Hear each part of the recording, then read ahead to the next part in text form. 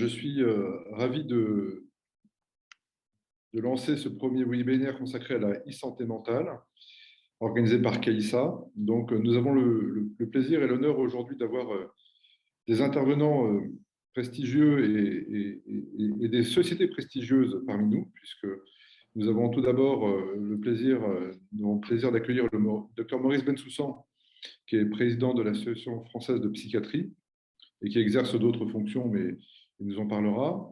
Philippe Damy, qui est l'un de mes associés et néanmoins ami, ancien directeur général d'ARS et qui a représenté la France auprès de l'OMS à la mission permanente de l'ambassade de France à Genève, de la France à Genève.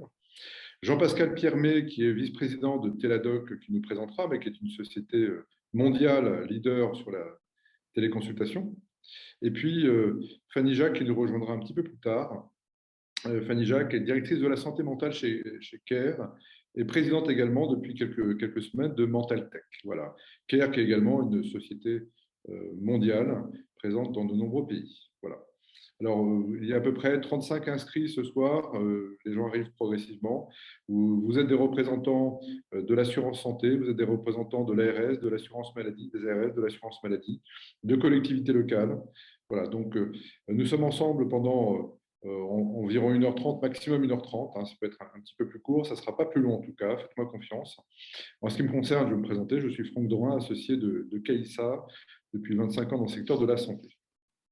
Voilà, alors quelques mots sur CAISA quand même, une fois n'est pas coutume. Notre métier, c'est de faire du conseil auprès des organisations publiques ou privées, en France et également à l'international, tant sur des questions de stratégie de développement, d'organisation des soins, très présent sur les territoires, d'évaluation et également de gestion du changement, y compris la stratégie digitale des acteurs.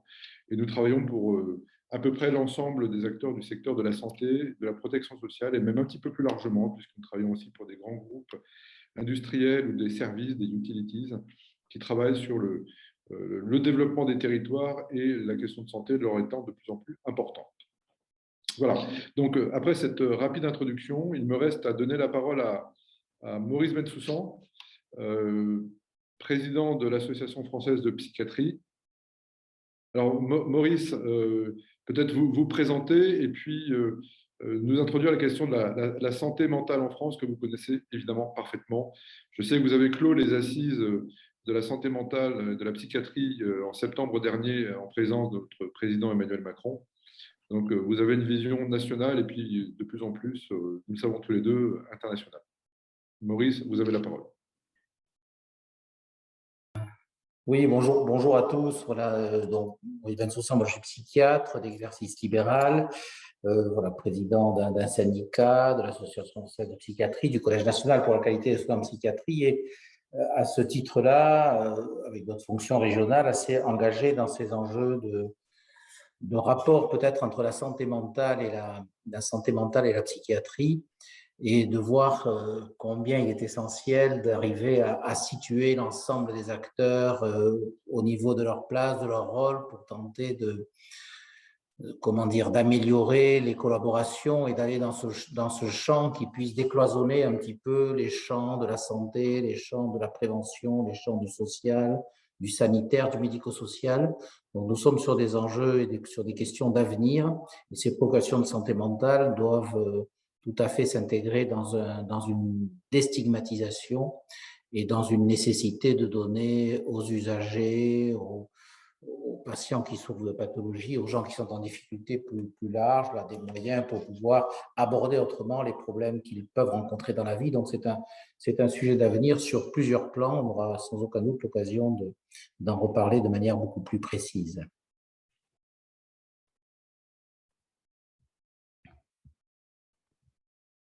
Vous avez été acteur également d'expérimentation, hein, notamment en Occitanie. Vous avez utilisé la e-santé et les dispositifs digitaux au service de la collaboration entre professionnels de santé. Est-ce que vous pouvez en dire deux mots, Maurice ? Oui, alors c'est des sujets très vastes, hein, le champ de la e-santé sur le terrain de la santé mentale. Bon, c'est déjà sur le terrain de la santé, hein, la e-santé et la santé, ça n'est pas ça n'est pas facile, ça n'est pas, hein, ça déjà pas si simple. Et en termes de santé mentale, ça peut être déjà beaucoup plus difficile.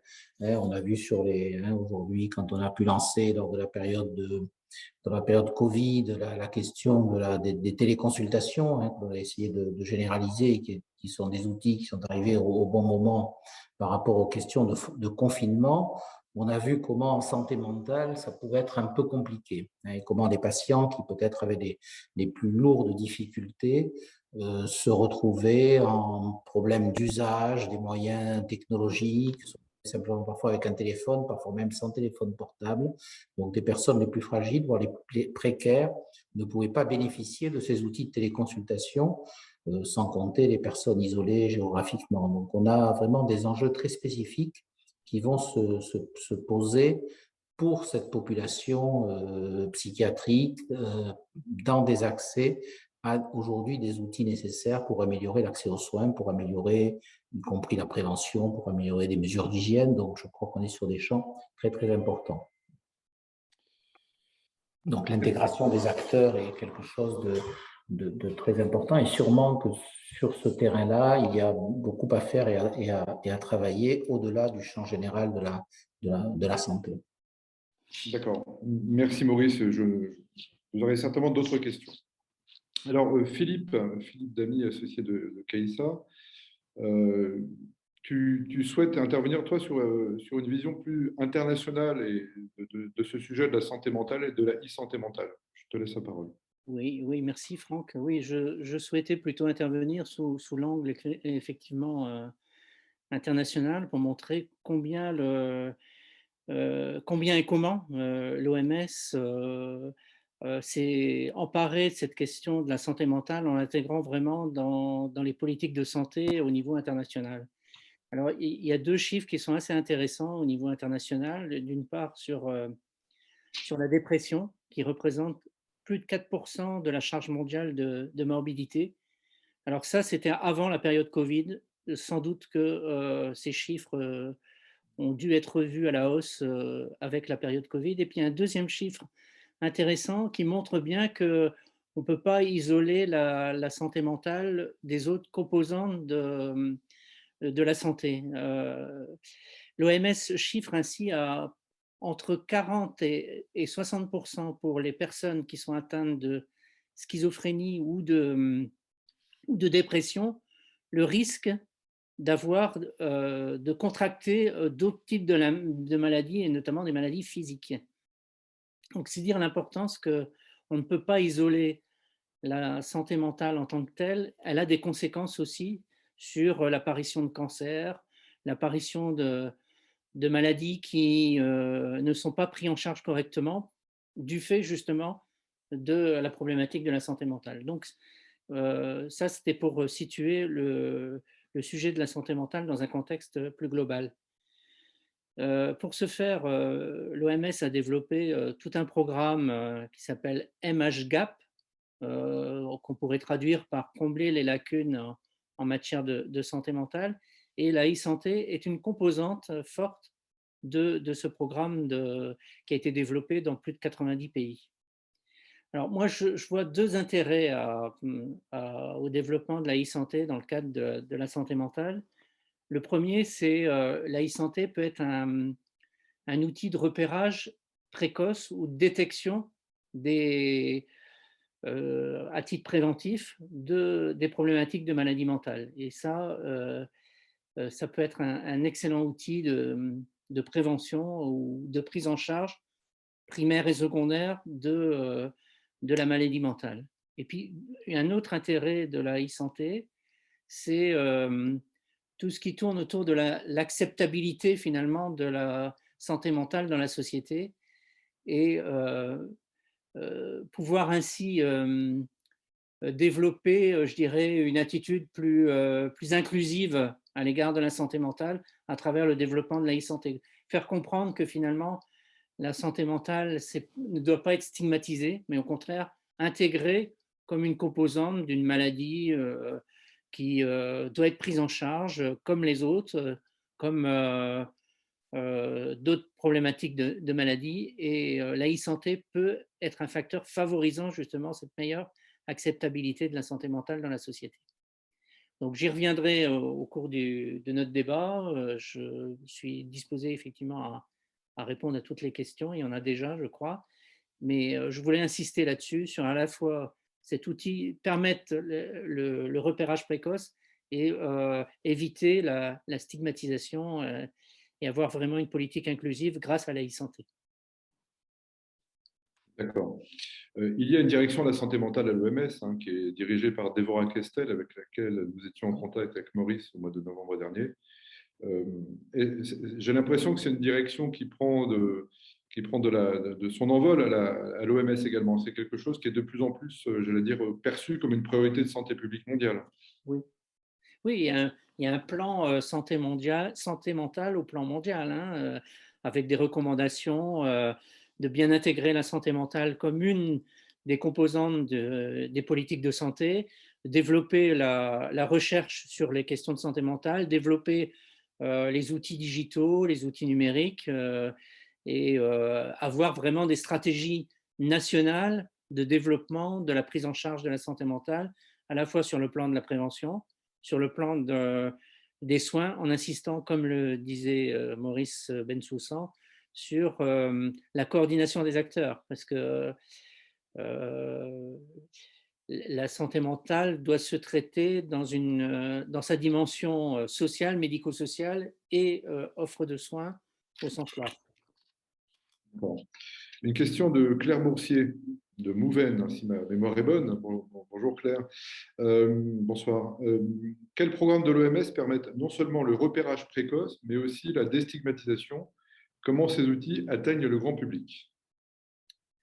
Alors, je l'évoquais, c'est le programme MHGAP, donc combler les lacunes en santé mentale, qui a été développé dans une centaine de pays, qui utilise, qui permet aussi d'utiliser les outils digitaux et les outils numériques pour, par exemple, le smartphone, pour aider à la fois la personne, mais aussi les aidants, le conjoint, à repérer des problématiques d'apparition d'une dépression, par exemple. Et il y a tout un programme qui a été développé par l'OMS en lien avec d'ailleurs l'Union internationale des télécommunications, qui se trouve aussi à Genève, pour favoriser l'utilisation des smartphones comme justement outils de formation, outils permettant justement la détection, de s'auto-détecter, mais aussi d'impliquer l'entourage dans la détection des problématiques de dépression notamment. Merci Philippe. J'ai une question. Je connais un petit peu la réponse à vrai dire. Aujourd'hui, quelle est la place de la France dans les orientations prises par l'OMS, alors d'une manière globale et sur les questions de santé mentale? Alors justement, dernièrement, il y a une conférence qui s'est tenue de manière conjointe OMS France, avec d'autres pays qui étaient impliqués notamment le Canada, l'Australie, des pays nordiques aussi qui sont très impliqués dans les questions de santé mentale. Et c'était basé justement sur les quality rights, donc les droits de la personne humaine, éviter justement tout ce qui touche autour de la stigmatisation de la santé mentale.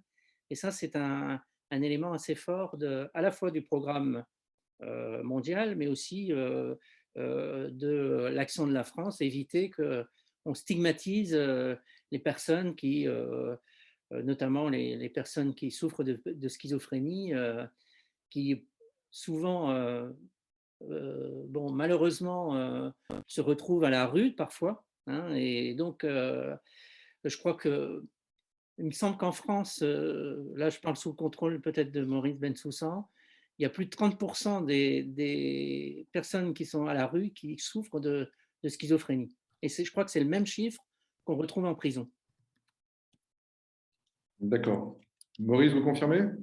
Oui, ce sont des enjeux, les pourcentages sont assez préoccupants et ce sont des enjeux majeurs et extrêmement importants. voilà, qui sont des enjeux sociétaux et des enjeux aussi pour la profession et pour la psychiatrie et pour les statuts des patients et des malades mentaux. D'accord. Alors, je vais poser la question de Alexis Naline. Alors, s'il vous plaît, quand vous posez des questions, ne serait-ce que pour les intervenants, n'hésitez pas de repréciser de quelle organisation vous faites partie. Merci beaucoup. Alors, Alexis Naline dit « Ce chiffre de 4% m'interpelle. Ne signifie-t-il pas simplement que ce sont surtout les personnes en fin de vie qui sont concernées par le phénomène de comorbidité? Dans ce cas, il serait inutile de chercher à lutter contre, je me fais l'avocat du diable. » Oui. Alors, de Itelis, donc plateforme de gestion de réseau santé bien connue en France. Merci, Alex. Je crois pas que les 4% soient liés qu'à des problématiques de fin de vie. Hein. C'est un chiffre qui témoigne bien qu'on ne peut pas prendre en charge la santé mentale sans l'intégrer dans l'ensemble de la prise en charge de la santé de manière générale, quoi. Et que je parlais dans mon introduction de 30 à 40% des malades, des malades souffrant de schizophrénie ou de dépression qui avaient par ailleurs des problématiques de santé physique. Ça prouve bien qu'on ne peut pas traiter la santé mentale en tant que telle, qu'elle ne peut pas être isolée, mais qu'elle doit être prise en charge avec toutes les conséquences que ça a sur l'apparition d'autres maladies. Merci, D'autres quotas Maurice. au diagnostic. Merci, Dr Maurice Bensoussan, et merci, Philippe, d'avoir planté le décor. Alors, Jean-Pascal Piermet, que je connais, que je côtoie depuis pas mal d'années maintenant, qui connaît plein de choses, Jean-Pascal, parce qu'il a occupé des fonctions à la fois dans l'organisation des soins, dans l'assurance maladie, les mutuelles, l'organisation régionale de santé également. Donc, et maintenant, qui est vice-président de Teladoc Health en France. Jean-Pascal, je te laisse la parole. Merci infiniment. Je vais pour relater les expériences que les équipes de Teladoc ont eues en partageant des équipes territoriales. C'est autour d'un sujet qui est autour de l'autisme et parler d'accès. L'accessibilité, c'est en Guyane et en Martinique aujourd'hui. On est en train de développer dans certaines régions françaises en ce moment pour réduire fortement les délais d'accès, puisque les retours que l'on a aujourd'hui, c'est les chiffres que Claire Compagnon donnait, qui est responsable de l'autisme au niveau de l'État, qui était de 446 jours en 2017, semble-t-il, qui a un peu diminué depuis, je parle sous la responsabilité de M. Bensoussan, qui serait 330 jours en ce moment, avec une organisation en télémédecine, qui, je vais l'expliquer, qui mixe présentiel et distanciel.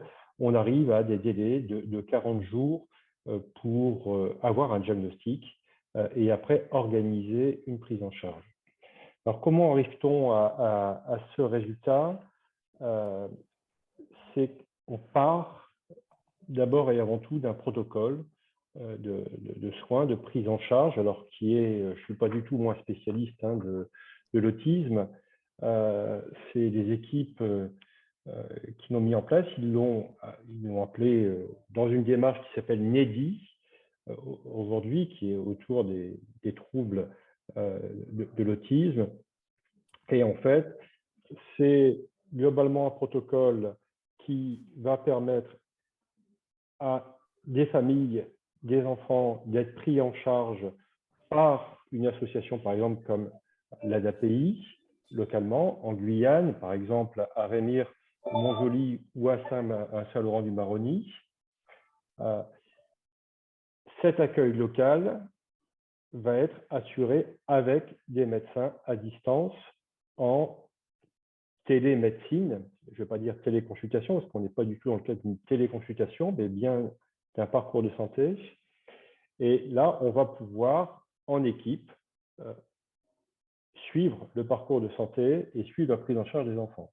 Donc, avec un premier temps autour de la prise de connaissance de ce qui se passe pour les enfants, les premiers rendez-vous, des questionnaires, puis derrière, tout le travail autour de l'ADOS, ce que je faisais sur l'autisme. Il y a beaucoup de travaux qui vont permettre d'analyser les comportements autour de l'enfant, d'aider à la cotation de la situation, et puis un deuxième rendez-vous d'annonce du diagnostic. L'intérêt de la télémédecine dans ce cadre, et je reviendrai après quelques mots sur Teladoc, c'est qu'on va travailler énormément à se dire quelle est la meilleure intégration entre, on va dire, le hard, c'est-à-dire les caméras, les micros, la disposition des caméras qu'on peut avoir vis-à-vis des situations, l'environnement, on va sécuriser l'environnement, on va vérifier que la connexion est facile selon les réseaux de communication pour que l'accès à la santé, M. Bensoussan en parlait aussi à l'instant en disant il faut aller vers, et donc dans ces territoires, faire en sorte que ces personnes soient prises en charge sans, pour elles, de difficultés d'accès technologique ou autre. Et donc, dans ces centres, on organise des espaces dédiés avec du personnel du centre local. Et donc, on va travailler sur ce côté hard, on va dire, contexte un peu physique de prise en charge. Le côté soft, applicatif, c'est que toute la démarche du protocole de la gestion du risque va être retranscrit pour aider, y compris le médecin pédopsychiatre, à coter tout au long de la situation, et y compris quand il voit des enfants. Alors nous, ça s'est traduit par exemple par le fait que maintenant, on ait 2 caméras qui soient branchées sur l'analyse de l'enfant quand il réalise les exercices avec l'éducateur sur place. Et ainsi, avec la grille, les caméras, le pédopsychiatre peut enregistrer, voir tel et tel signe de comportement et ainsi mieux caractériser et après discuter avec l'équipe, évidemment, de la situation de cet enfant. Et y compris après, dans l'annonce du diagnostic, en rediscuter avec les enfants. Et donc, c'est vraiment cette intégration de hard, de soft. Soft, c'est-à-dire qu'on écrit en direct et donc on gagne énormément de temps, évidemment, derrière à mettre en place les dossiers, y compris pour les demandes de prise en charge en cas de positif. Et puis, sur les équipes, on va aussi énormément travailler à la formation de ces équipes, toujours ce pilotage avec, là, par exemple, une personne qui s'appelle un médecin qui a créé ça depuis 30 ans, le docteur Éric Billon, qui est aujourd'hui au Canada, et qui met en place ces protocoles et sur lesquels on forme les équipes locales. Et c'est un peu notre démarche, nous, Teladoc, si vous voulez, qui est d'assister des équipes territoriales à mettre en place ces parcours de santé, ici dans l'autisme. Alors, quelques mots sur Teladoc, c'est effectivement une entreprise qui est présente dans 80 pays dans le monde, qui va, on va dire, de la téléréanimation à la prise en charge de téléconseils ou de parcours comme ici, de parcours d'autisme assez classiques. Dans certains pays comme les États-Unis, la santé mentale, c'est jusqu'à 40% de l'activité de Teladoc. C'est plusieurs millions de personnes prises en charge chaque année. Et donc, on voit bien que la télémédecine, quand elle est organisée en parcours, qu'elle est organisée en clinique digitale, on va dire, avec des équipes autour du patient, c'est quelque chose qui donne de la performance dans la prise en charge et l'accessibilité de ces personnes, sur la levée de doute, notamment au départ. Et c'est vraiment notre façon de travailler, donc y compris sur la partie française, qui est de partir sur des protocoles français, de tout évidemment héberger en France. Je pense que tous ces éléments, c'est bien évidemment, hein, et de respecter parfaitement les protocoles que les professionnels de santé des territoires donnent. Et après, on va chercher, quand il manque de médecins, par exemple, on va aller chercher, s'il manque de pédopsychiatres, s'il manque de telle et telle compétence, on va aller chercher ces compétences pour qu'il y ait une fiabilité, une permanence des équipes présentes autour des enfants. On a réalisé aujourd'hui plus d'une petite centaine, j'allais dire, de prises en charge d'enfants, qui sont très très bien passés des équipes et on voit aussi qu'il faut, quand on implante ce type de projet de télémédecine, il y a un accompagnement évidemment organisationnel à mettre en place, parce qu'au départ il y a beaucoup de réticences de la part des équipes, et puis après, ils découvrent, ils utilisent, et maintenant, ils ne peuvent plus revenir en arrière, pour une raison clé, c'est que les compétences, comme on fait l'accueil local, les compétences des équipes locales se développent énormément. Puisqu'au lieu d'être dans des territoires où on ne pouvait, par manque de présence de médecins pédopsychiatres, on ne pouvait plus assurer de l'activité, les diagnostics locaux, on disait il faut aller à la ville, très très loin, dans la métropole, pour avoir ce diagnostic. Dans cette organisation en télémédecine, les personnes sont prises en charge localement. Donc, d'abord, c'est beaucoup moins de contraintes évidemment physiques, mais surtout, ça veut dire que pour les patients, pour les enfants, pour la famille, le lieu de prise en charge locale est identifié comme étant un lieu de compétence. Et donc, pour les équipes locales, c'est un lieu où on va réussir à faire le diagnostic et c'est un lieu où, derrière, quand il y aura des soins et des prises en charge du suivi, ça sera mis en place. Et ça, c'est aussi un élément extrêmement important, ce qui fait que, y compris en termes de projet de vie et pour attirer des professionnels dans les territoires, on se rend compte que ces professionnels se disent tout compte fait, j'habite peut-être loin de la métropole, mais je peux réaliser des prises en charge de très grande qualité en habitant à cet endroit, parce que j'ai des parcours de prise en charge, là, en l'occurrence l'autisme, le diagnostic de l'autisme, qui est assuré en collaboration avec des pédopsychiatres qui sont à distance. Et évidemment, de temps en temps, comme c'est en lien avec les CRA, etc., il peut y avoir des pédopsychiatres qui viennent localement dans des conditions très précises. Donc, il y a toujours cette logique de parcours de santé où on peut se dire, on organise le présentiel quand c'est vraiment indispensable et que c'est vraiment organisé. Voilà les quelques mots que je vous pouvais dire un peu en introduction, qui est de dire que nous, la santé mentale, c'est un champ évidemment énorme et qu'on l'organise comme on l'organise sur l'ensemble des activités dans une logique d'équipe territoriale, de parcours de santé et non pas d'actes isolés. Prise en charge, ce n'est pas une simple téléconsultation et puis plus rien, et puis de continuité de soins entre des équipes en télémédecine et des équipes présentielles. Un dernier mot peut-être aussi, l'intérêt de cette organisation, vous parliez d'articulation entre la santé mentale et la partie somatique. Quand on organise ces parcours de santé, c'est ce qui est en train de se passer sur ces sites, c'est que du coup aussi, il y a la partie somatique qui se met en place, notamment la partie de suivi de médecine générale ou autre, et c'est que les gens sont habitués à être pris en charge dans ces parcours et les éducateurs ou les professionnels de santé locaux vont pouvoir aider ces patients à accéder à des soins à distance, y compris de médecine générale, ce qui va faciliter le suivi et ainsi on génère des parcours de santé. Et cette génération de parcours de santé est extrêmement importante parce que du coup, on va vraiment vers les patients, on ne les laisse pas, entre guillemets, errer seuls à essayer de trouver la bonne prise en charge. Mais au contraire, on essaie de mettre les équipes en télémédecine autour là, des patients, des enfants, pour une prise en charge la plus rapide possible. Voilà en quelques mots, et puis après, évidemment, au plaisir de débattre sur ces questions passionnantes. Jean-Pascal, avant de donner la parole à Fanny Jacques de CARE, ce qui est intéressant dans ce que je sais de cette solution pour l'autisme, c'est que la France est pays pilote, je crois, au niveau mondial pour le déploiement de cette solution. Tout à fait.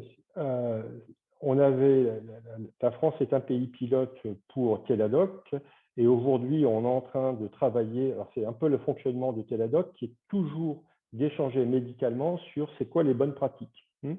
Et on s'échange ces bonnes pratiques. La France a choisi, il y a eu cette opportunité sur l'autisme et maintenant on va le transférer à d'autres pays qui ont après leur situation particulière évidemment en termes de réglementation, en termes de financement, parce que c'est souvent ce qu'on se rend compte. Moi qui suis, comme tu l'as dit au départ, maintenant un peu ancien dans le système de santé, on se rend compte que souvent, en termes de prise en charge médicale et paramédicale, on peut avoir de très fortes comparaisons internationales, donc on peut être très global et on peut bénéficier des avances d'autres pays dans tel TSP. Là, c'est ce qu'on fait quelque part avec l'autisme côté français. et qu'après, il faut savoir parfaitement l'adapter sur un terme réglementaire et de financement dans les différentes régions ou pays, puisque là, il faut être hyper local pour s'adapter politiquement, pour s'adapter économiquement et juridiquement au pays. Et c'est vrai que la France, sur l'autisme, joue son rôle aujourd'hui de motivation. Et on a déjà 4-5 pays européens qui sont très intéressés par transférer ces organisations territoriales et télématiques dans leur système de santé respectif. Merci Jean-Pascal. Il y a des questions, notamment de Claire Boursier à nouveau. On reviendra sur les questions après avoir écouté Fanny Jacques. Bonsoir Fanny. Bonsoir, vous m'entendez? Parfaitement, le son est parfait. Ok, super. Bonjour, bonsoir à tous. Merci beaucoup pour cette invitation.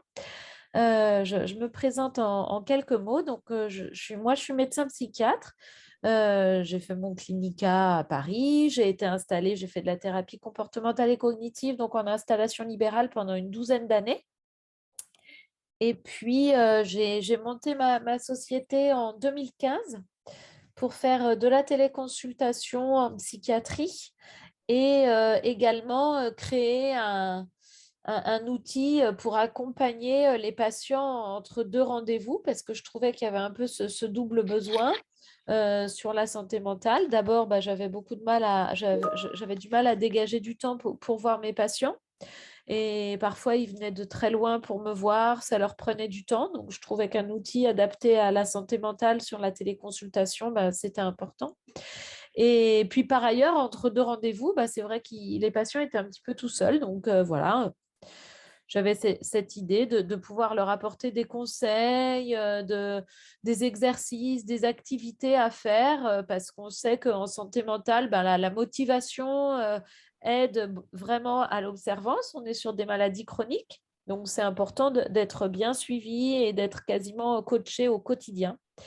Et donc, ensuite, quand j'ai monté ma société, on a créé cet outil qui s'appelle Mon Sherpa, qui est une application gratuite qui se télécharge sur les stores, qui a à peu près 400 000 utilisateurs et qui va proposer comme ça des activités aux personnes, des activités de thérapie. Et ma société a été acquise par CARE il y a 2 ans et donc maintenant je dirige la santé mentale chez CARE. Et CARE, c'est une société de téléconsultation dans plusieurs spécialités, mais donc avec une verticale santé mentale assez forte. Donc on propose à la fois de la téléconsultation en psychiatrie et en psychologie, également donc mon Sherpa et enfin des offres B2B et c'est peut-être ce sur quoi je vais être un peu focus ce soir. J'avais envie de vous démontrer sur la e-santé ce qu'on a fait pendant le confinement et après, et notamment sur la santé mentale des étudiants, qui a été donc un gros sujet. Juste un mot également, oui, pour dire qu'on vient de créer une association, enfin un collectif pour l'instant, mais qui va bientôt se transformer en association, donc qui s'appelle Mental Tech, qui regroupe une vingtaine de startups spécialisées dans la santé mentale numérique et dont j'assure la présidence sur ce semestre. Donc, ce qui peut aussi démontrer, j'espère, l'importance de la santé mentale. Et c'est vrai qu'en ce moment, l'environnement est assez propice. Alors, j'avais préparé quelques slides. Je peux partager mon écran, j'ai la main? Vous avez la main normalement, Fanny. Allez-y. Super. Alors,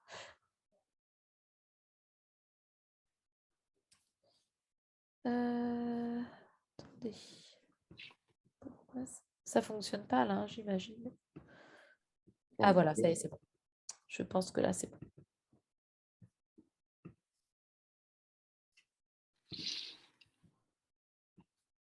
Vous voyez mon écran là? Si vous pouvez le mettre en plein écran, c'est pas mal. Oui, bien sûr.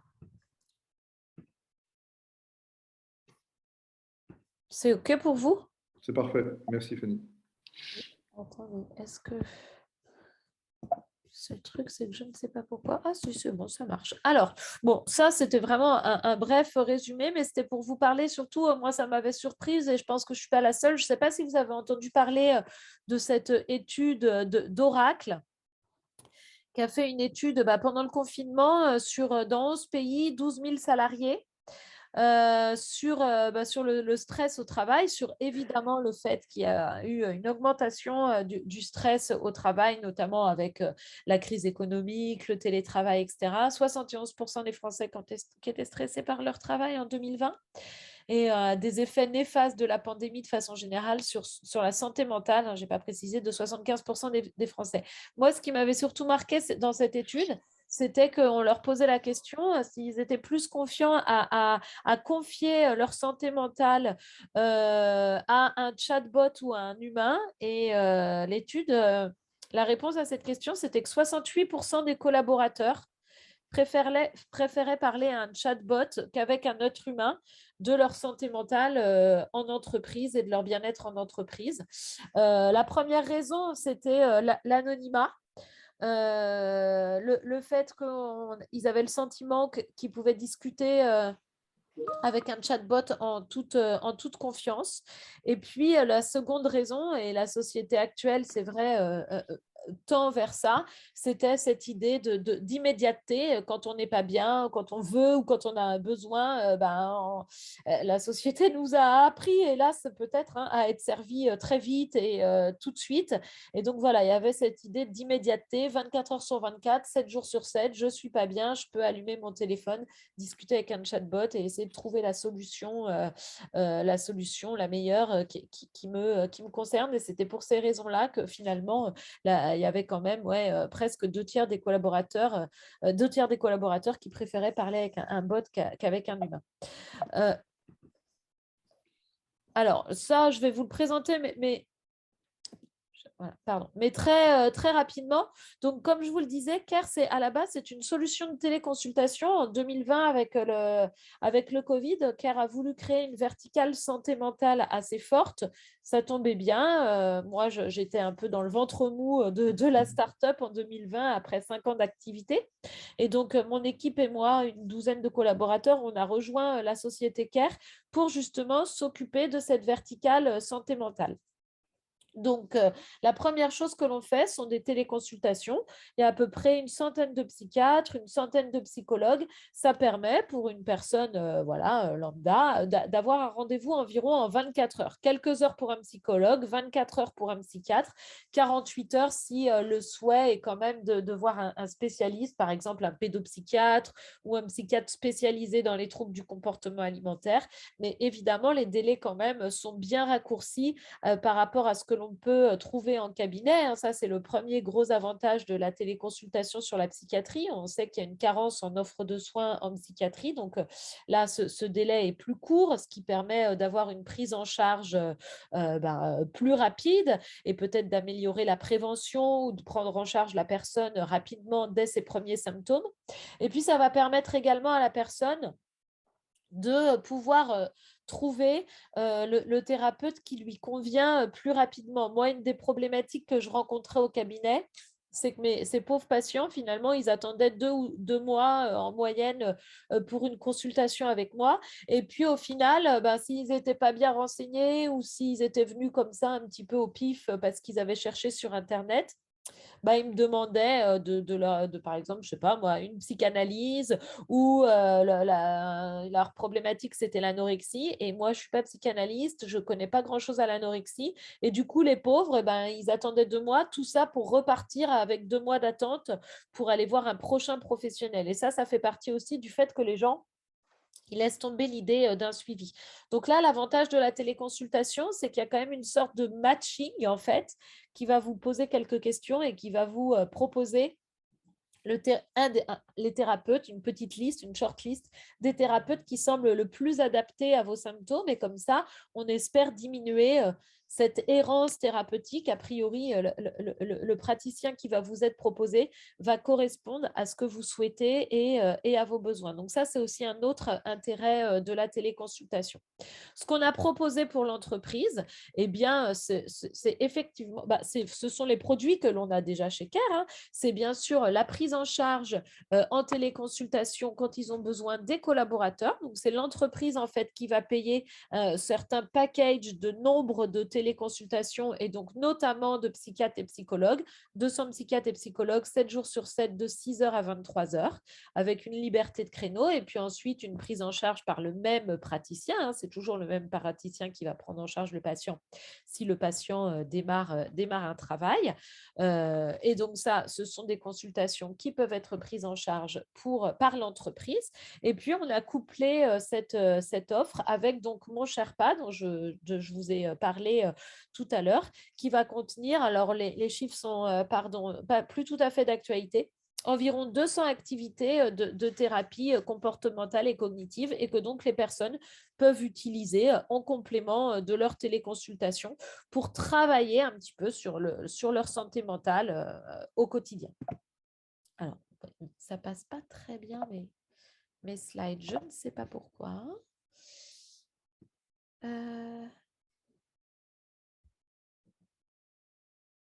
Voilà, donc on a plusieurs programmes différents, mais en tout cas, dans ces programmes, donc ça peut être par exemple, là j'ai choisi le programme pour vous montrer prévenir les risques psychosociaux, voilà, mais il y en a d'autres sur le retour après un long arrêt maladie, la dépression du postpartum, le harcèlement, etc. Bon voilà, mais là par exemple, ce programme, c'est prévenir les risques psychosociaux. Et donc, vous allez avoir l'accès aux téléconsultations avec des psychiatres et des psychologues sans avance de frais. L'application Mon Sherpa avec des exercices qui sont poussés spécialement sur la prévention des risques psychosociaux et puis également des ateliers, des conférences qui sont animées en général soit par moi, soit si je ne suis pas disponible par un de nos médecins psychiatres qui travaillent avec nous sur le sujet. L'intérêt en fait de l'application, et moi c'était là surtout où je voulais en venir et je vais... Voilà. Cette application Mon Sherpa, je vais vous montrer une petite vidéo de démo tout à l'heure. Ce qui est intéressant dans la santé mentale en entreprise, et puis donc ensuite je vous parlerai du secteur de l'éducation, c'est que donc tout d'abord, bien sûr, c'est anonymisé. C'est un effet, comme on le disait, d'immédiateté, 24 heures sur 24, 7 jours sur 7. Vous pouvez donc vous rentrer sur l'application, vous la téléchargez gratuitement. Tout d'abord, la première chose qu'elle va vous demander, c'est de vous profiler. Donc, nous, on conseille toujours aux utilisateurs de le faire. S'ils ne le font pas, ce n'est pas très grave. Mais s'ils veulent quelque chose d'un peu personnalisé et d'adapté, il faut faire les questionnaires. Ce sont des questionnaires médicaux, hein. Moi, j'ai repris exactement les questionnaires que ceux que je fais passer au cabinet à mes patients. Donc, des questionnaires sur l'anxiété, sur la dépression, la confiance en soi, la souffrance au travail, l'assertivité, etc., etc. Donc, la personne, elle passe ses questionnaires, ça va donner un profil. Alors, on n'est pas là pour faire bien sûr de l'autodiagnostic, mais on va dire attention, vous avez peut-être quelques symptômes de dépression ou d'anxiété, ou vous avez l'air d'avoir des soucis de sommeil, etc. Comme ça, une fois qu'on a un petit peu profilé l'utilisateur, on va pouvoir lui pousser parmi les 200 activités dont je vous parlais et les 115 articles médicaux, on va pouvoir lui pousser ce qui nous semble le plus pertinent par rapport à sa problématique. Régulièrement, la personne, elle est invitée à refaire ses questionnaires pour mettre à jour finalement son profil et comme ça, nous, on va de nouveau mettre à jour et lui pousser les activités, les exercices qui sont le plus de circonstances avec son état moral du moment. Ça, c'est la première grosse partie de Mon Sherpa. La seconde grosse partie, alors, on n'est pas dans ce qu'on appelle le phénotypage digital, je vous en parlerai après, mais on essaye de capturer quelques données de l'utilisateur. Bien sûr, ces données, elles se font avec le consentement de l'utilisateur et si elles sont partagées, elles sont évidemment anonymisées. Capturer des données, ça veut dire que régulièrement, on va demander à l'utilisateur comment est-ce que tu es au niveau du moral entre 1 et 10. Quelle est ton émotion dominante du moment? Résume-la moi en une phrase. Quelle a été la qualité de ton sommeil?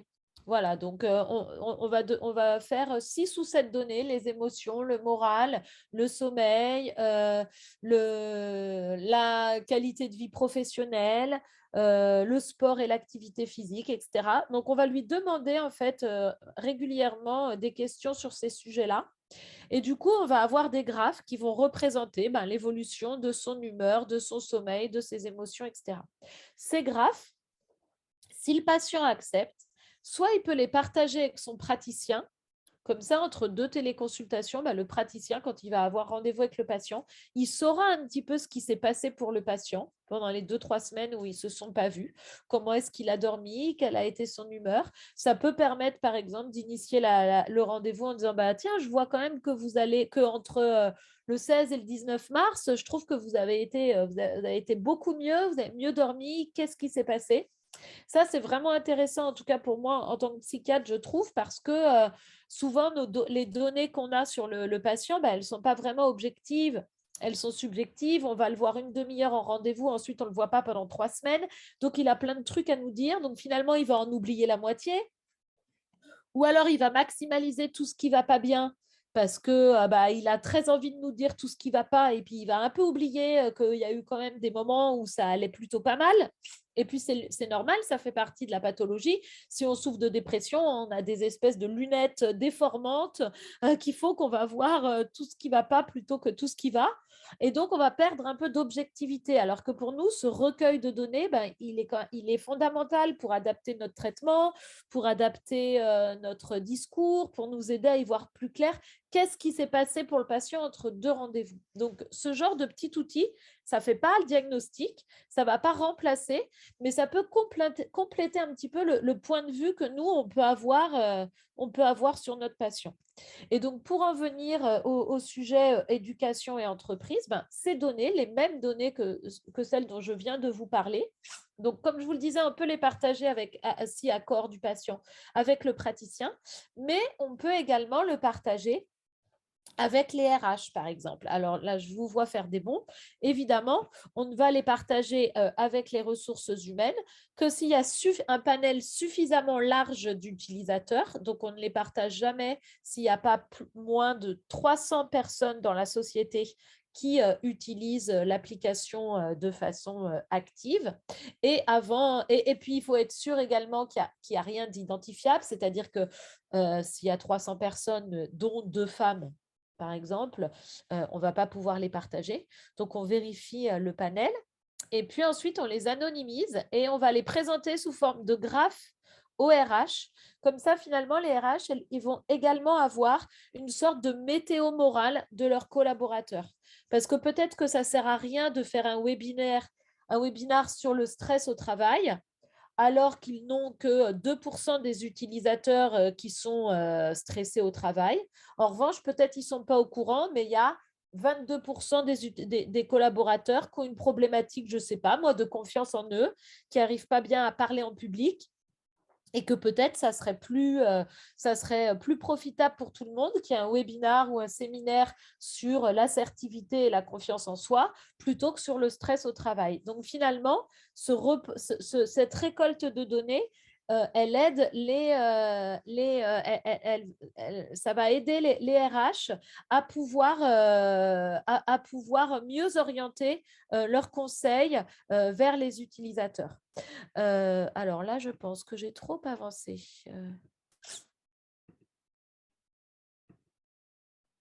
Alors voilà, non, je vais vous montrer ensuite. Donc là, ça, c'est ce qu'on fait de façon générale envers toute société. Et puis ensuite, s'il y a un secteur particulier, par exemple la police nous l'a demandé, l'éducation nationale a eu à un moment donné, on a travaillé un peu avec eux. Évidemment, on a travaillé pendant le confinement avec l'AP-HP. Donc là, ce sont des profils de collaborateurs particuliers. Du coup, comme tout se fait en interne, moi, je vais essayer d'écrire des programmes personnalisés au profil. Parce que quand on est policier, on ne va peut-être pas avoir les mêmes besoins que quand on est cadre supérieur. Si on est policier, on va peut-être avoir besoin d'exercices sur le psychotraumatisme, sur la gestion du sommeil, etc.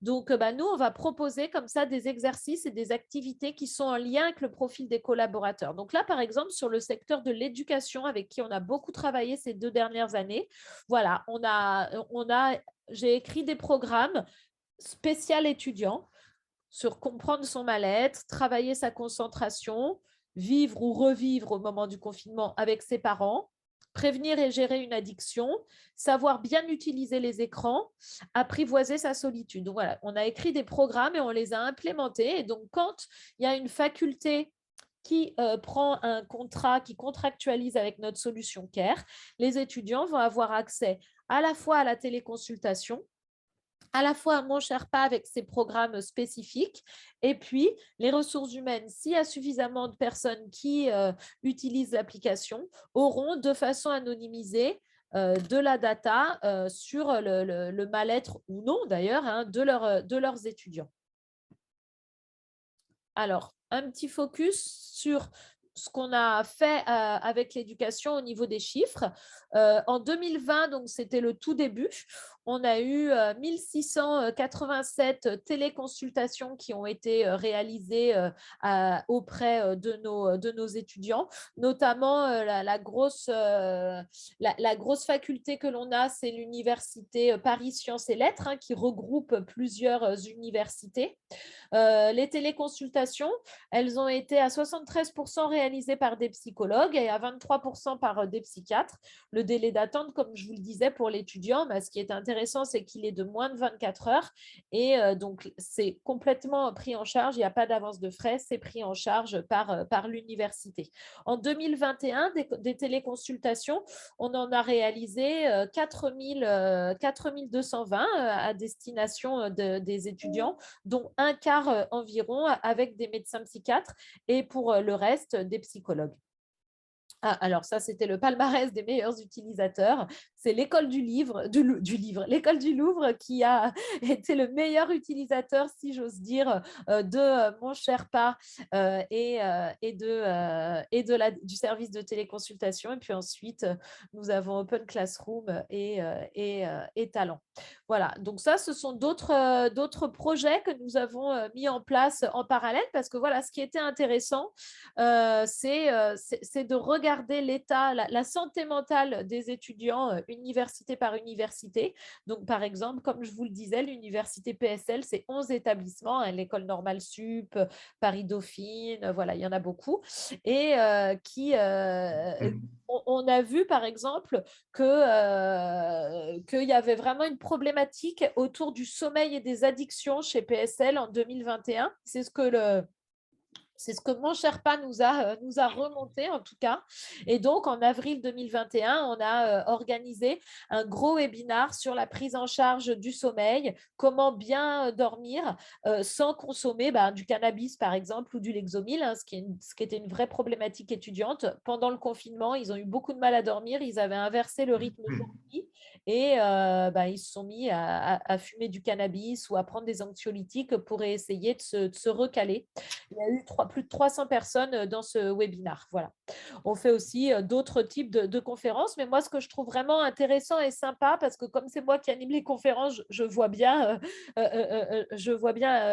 l'attractivité. Ce que je trouve vraiment agréable, c'est que quand je vais animer une conférence, je vois que je ne suis pas tombée à côté finalement.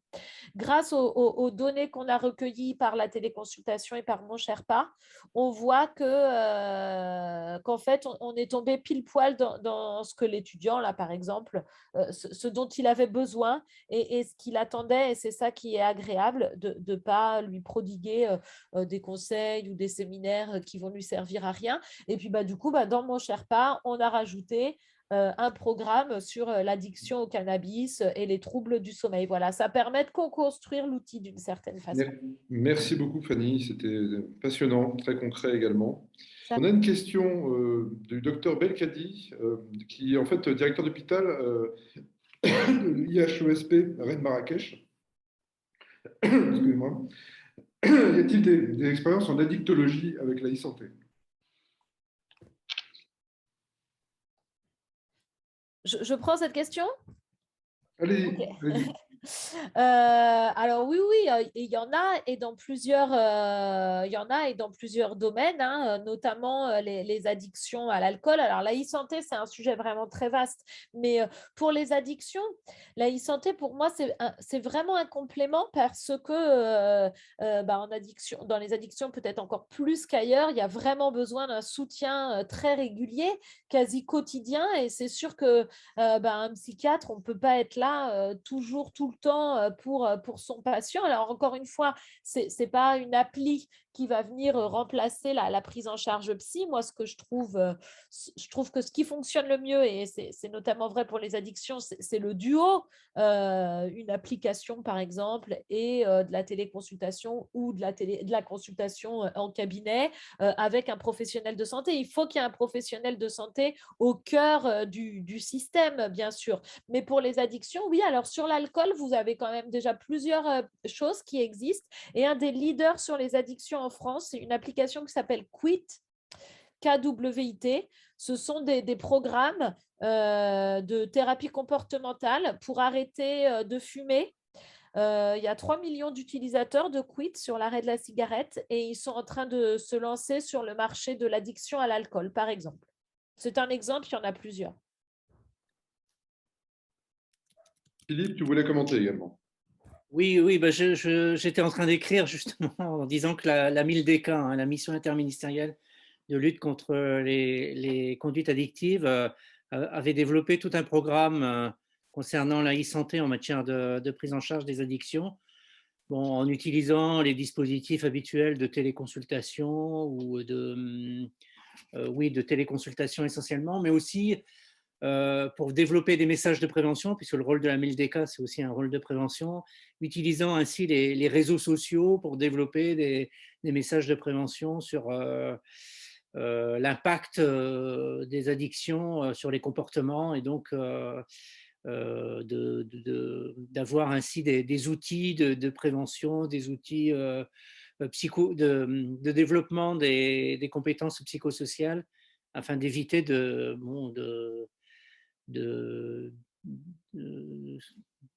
partir vers des conduites addictives. Alors, une question à nouveau de Claire Boursier, donc de Mouven, qui est également maître de conférence en STAPS activité physique adaptée et qui était past présidente de la Fédération internationale d'activité physique adaptée. Voilà, j'ai dit aux gens de se présenter, je joue le jeu. Voilà. Il existe de nombreux programmes d'accompagnement e-santé mentale par des programmes d'activité physique qui sont efficients et qui mériteraient d'être partagés pour des personnes souffrant de troubles psychiques, de troubles du spectre de l'autisme. Par exemple, le projet Pepsi en France et les programmes VisioMove avec des enfants autistes en famille. Voilà. Alors, j'ai Claire Boursier de Mouven est très, très militante là-dessus. Jean-Pascal, comment avez-vous intégrer dans votre programme sur l'autisme la question de l'activité physique adaptée? On l'intègre très simplement dans le diagnostic étant réalisé, parce que j'ai beaucoup parlé sur la partie diagnostic, qui était souvent le problème numéro 1 sur l'autisme, c'est d'éviter cette errance pour trouver le diagnostic. Une fois que le diagnostic est établi, en fait, on intègre là les outils, on est en train de développer en termes de e-santé, pour que dans la prise en charge et suivi de ce patient, il y ait effectivement des exercices physiques adaptés, comme il peut y avoir des jeux d'échecs, et je sais que c'est un thème qui t'est cher. C'est-à-dire enchaîner les activités pour les enfants de manière à les entraîner à avoir des activités, les entraîner à avoir des interactions sociales le plus possible et partager le plus possible. Donc après, d'une certaine manière, on organise le parcours et on intègre, et c'est les professionnels locaux, ils intègrent les activités, y compris les exercices, les activités d'exercice adaptés, dans le parcours de soins défini avec les parents pour les enfants. Alors, comme tu m'as tendu une perche, Jean-Pascal, je vais l'évoquer. Avec Maurice Bensoussan, nous pilotons un programme en France pour la Fédération française des échecs, et j'anime la commission santé sociale et handicap, qui vise à utiliser le jeu d'échecs pour les enfants atteints de troubles autistiques sévères, en fait. Et en découvrant Teladoc, donc, qui est un partenaire industriel de la Fédération française d'échecs, moi j'agis en tant que bénévole évidemment, eh bien on a décidé de faire de la téléobservation de l'évolution du comportement des enfants au fur et à mesure des 30 sessions pratique, des rudiments du jeu d'échecs. Il ne s'agit pas d'en faire des joueurs de club, évidemment. Voilà, merci d'en avoir parlé parce que c'est un très beau projet. Je remercie Teladoc d'être partenaire de la Fédération française des échecs sur ce sujet. Alors, je continue. Et donc, alors, peut-être Jean-Pascal, à un moment donné, si tu as un document à partager pour qu'on visualise ce que sont les dispositifs. J'en ai un quelque part, puisque pour la Fédération française, vous nous l'aviez transmis, je pourrais le partager. Voilà, parce que du coup, D'accord. Je les passe ici. Voilà. Donc, une question de Armel Grenouillou, qui est psychiatre, chercheur associé CFV Nantes. Une chose est d'accélérer le diagnostic par pathologie et non de penser couvrir la prévention, le repérage, éviter la stigmatisation, favoriser l'inclusion, 3 petits points.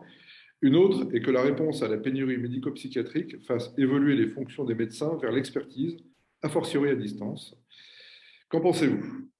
Alors, est-ce que les choses s'opposent? Jean-Pascal, Fanny? Je ne sais pas, l'URPA Île-de-France vient de faire, il me semble, l'analyse démographique des psychiatres en Île-de-France, et de mémoire, je crois qu'il y a plus de 50% des médecins psychiatres qui ont plus de 65 ans, ce qui veut dire que dans les 5 ans ou les 10 ans qui viennent, la pénurie en termes de temps médical va être terrible. Et il y a déjà aujourd'hui en pédopsychiatrie des départements entiers où il n'y a plus de pédopsychiatres. Donc, on est clairement sur un énorme problème de manque de temps médical. Ça veut dire forcément reconsidérer l'utilisation du temps des médecins. Il n'y a pas d'autre solution. Si on laisse les parcours tels qu'ils sont faits aujourd'hui, il y aura vraiment beaucoup d'errance parce que les personnes ne pourront jamais accéder à des médecins psychiatres et à ces compétences. Alors après, comment ça doit se réorganiser? Ça se fait en équipe, tout simplement. Ça se fait en équipe avec les psychiatres, les pédopsychiatres, les équipes de professionnels dans le territoire, les conseils locaux de santé et autres, c'est-à-dire de trouver les meilleures solutions pour, dans les territoires, réussir à mettre en place ces parcours. Souvent, je pense, et dans l'avenir avec l'aide de télémédecine, de parcours de santé digitaux, présentiels et digitaux, pour pallier à ce manque de temps médical.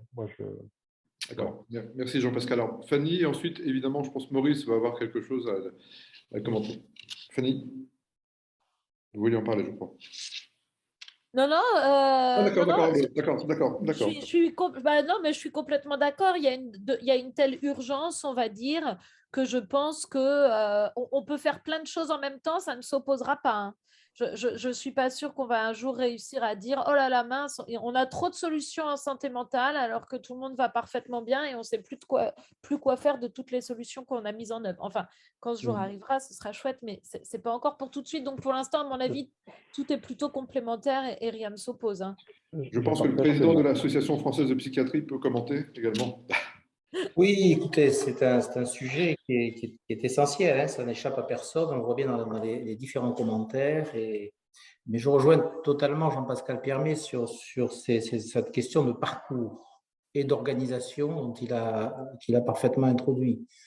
Je crois que rien ne pourra remplacer une réflexion sur la question des organisations, sur la question des parcours, hein, qui est primordiale. Hein, et on revient à ce qu'apporte aujourd'hui sur ce projet autisme et échecs, cette réflexion et ce qui est en train de se développer. J'ai vu qu'on avait parlé des conseils locaux de santé mentale également, qu'on parle des projets territoriaux de santé mentale. Je crois que tout cela est essentiel à condition de repérer les parcours, à condition de différencier les professionnels et notamment de bien voir de quoi il s'agit quand on parle de santé mentale, de quoi il s'agit quand on parle de psychiatrie et de voir ce que la psychiatrie a à voir dans le champ de la santé mentale parce que ça ne saurait être les acteurs essentiels. Et ensuite, de bien poser la place de la consultation et qu'est-ce que c'est que la consultation et qu'est-ce que c'est qu'une téléconsultation et qu'est-ce que ça apporte. Donc, on ne va pas régler par des outils la question des organisations, la question de la démographie, la question d'une inflation de demande de soins.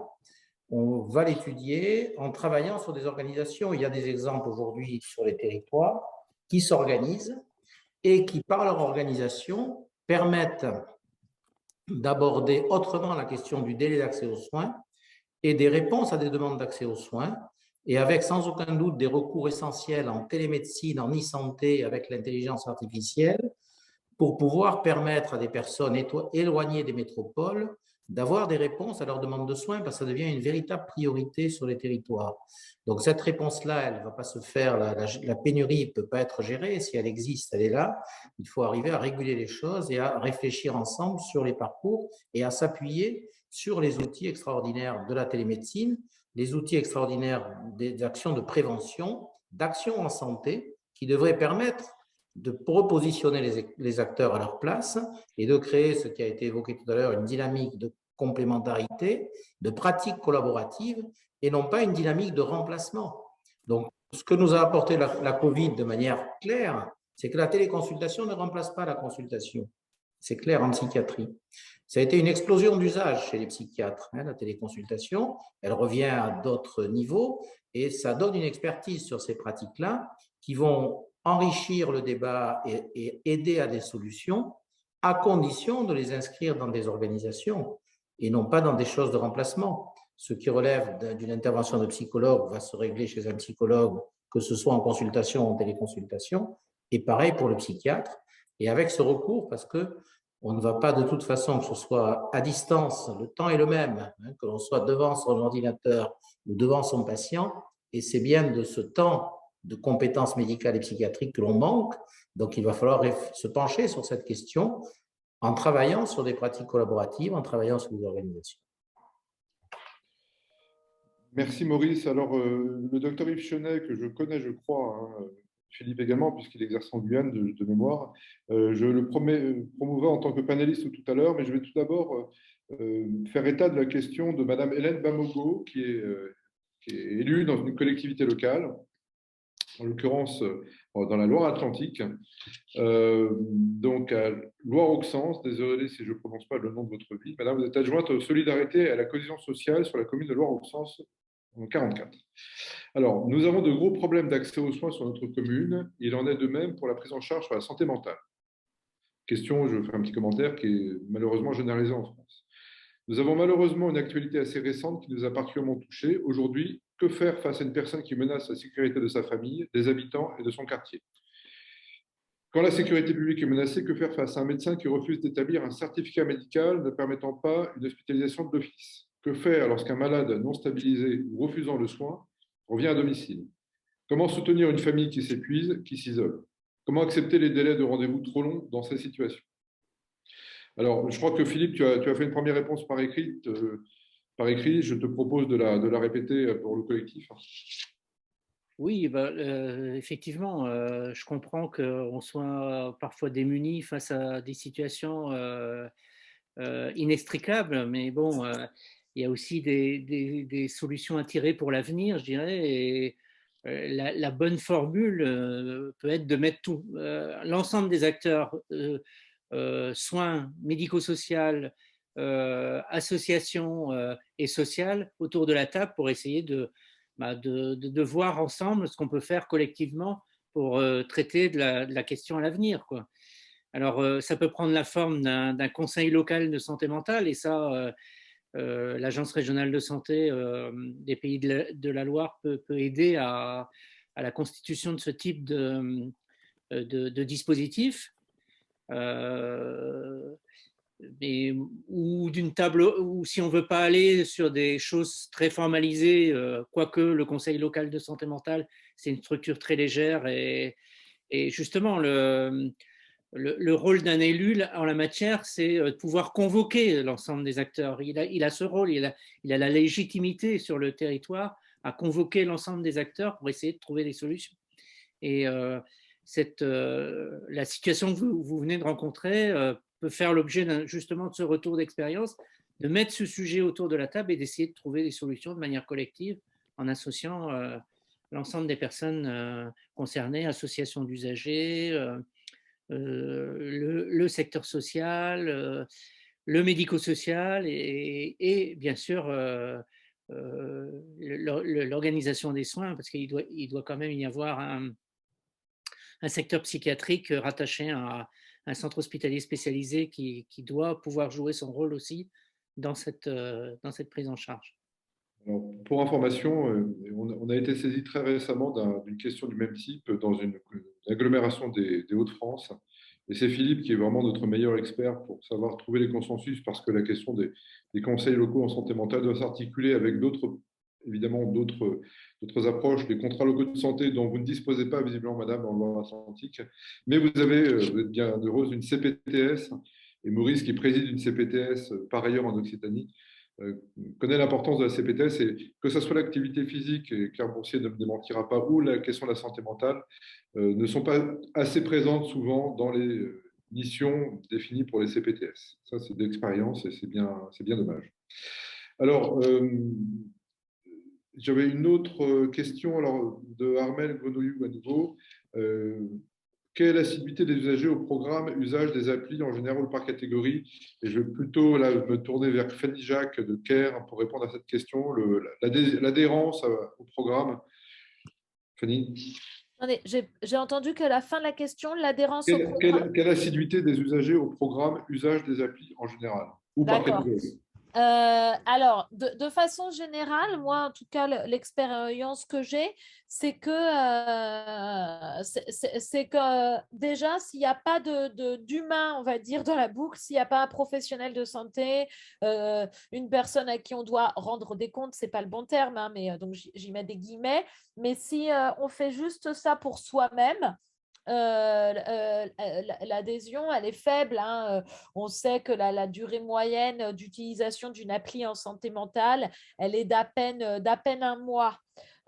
Si jamais on est seul avec notre appli, un journal intime numérique, une appli pour changer son comportement, etc. Bon, voilà, ça va être un peu moins d'un mois s'il n'y a pas de professionnel de santé au milieu.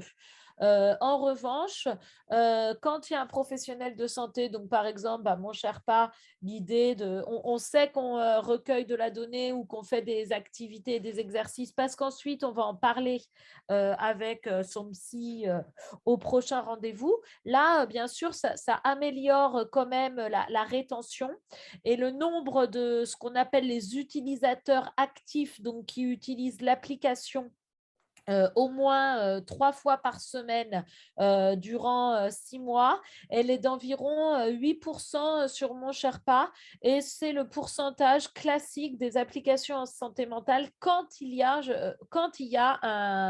un thérapeute au milieu. Donc environ 8%, et sinon la plupart des applis, quand on est seul avec son appli, elles sont lâchées à peine au bout d'un mois d'utilisation.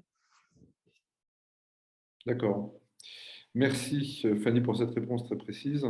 Docteur Chenet, Yves Chenet, qui est psychiatre addictologue à Cayenne. Donc, Philippe a été directeur général de l'ARS de Cayenne. Tu connais le docteur Chenet? Oui, je connais bien le docteur Chenet, oui. Et puis, je crois qu'on s'était vu à 2-3 reprises dans le cadre d'un réseau de santé.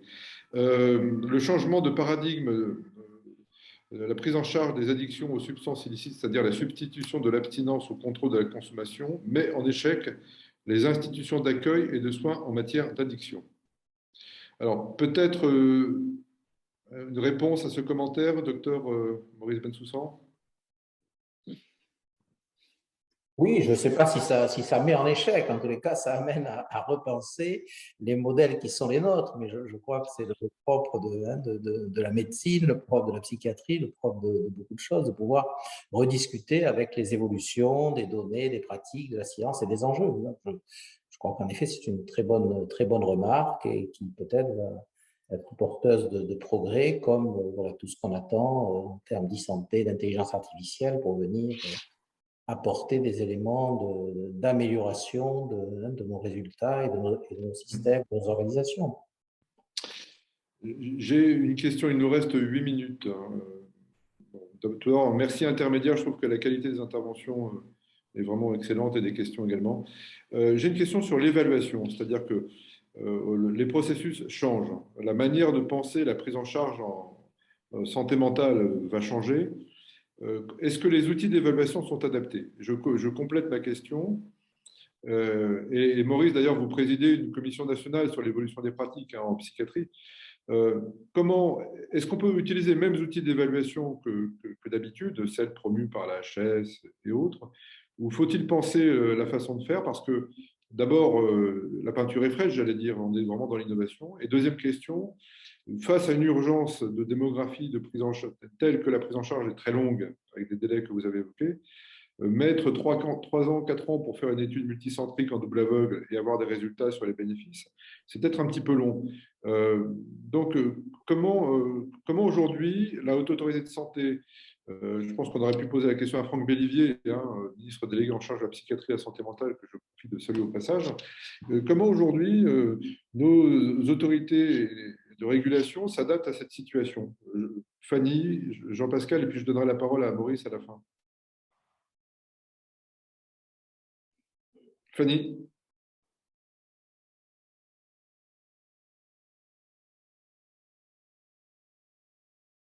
Vous m'entendez, Fanny? Oui, je suis désolée, je vous entends parfois de façon un petit peu hachée. Toutes D'accord. mes excuses. Ma question, je refais ma question très courte. Et l'évaluation, l'arrivée de la e-santé dans la santé mentale, comment ça va être intégré dans les processus d'évaluation? Ah, ça, c'est une grande question et qui fait encore débat, mais évidemment, c'est tout à fait normal. Il y a plein de débats autour de la remboursabilité, de ces outils de e-santé, des process à mettre en œuvre auprès de la Haute Autorité de Santé. Par exemple, il commence à y avoir des thérapies digitales qui arrivent en France. Vous avez peut-être entendu parler du programme Deprexis qui a été remboursé en Allemagne. Est-ce que cet outil va être également pris en charge par la sécurité sociale française? Comment est-ce que ce type d'outil de thérapie digitale s'intègre dans le paysage? Qui est le payeur en fait, hein? C'est ça qui est important. Qui est le payeur et comment est-ce que c'est évalué? Quel organisme évalue? Comment est-ce qu'on le certifie conforme, entre guillemets?